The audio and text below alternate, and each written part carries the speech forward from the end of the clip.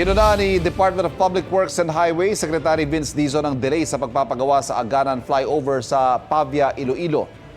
Noong 2020 pa sinimulan ng naturang proyekto pero sinuspinde noong 2022 dahil natuklasang mahina ang pundasyon ng mga poste. Mula sa orihinal na mahigit 500 million pesos, sumabot na sa 1 billion pesos ang pondo nito. Dinagdagan ang budget para matapos ng flyover. Ay kay Dizon, kukuha rin sila ng mga banyagang consultant para inspeksyonin ang kalidad ng Aganan Flyover. Paiimbestigahan din daw ni Dizon kung bakit ito na-delay. Kabila ang Aganan Flyover sa mga proyektong target makumpleto ng DPWH ngayong taong ito. Kapuso, huwag magpapahuli sa latest news and updates. Mag-iuna ka sa balita at mag-subscribe sa YouTube channel ng GMA Integrated News.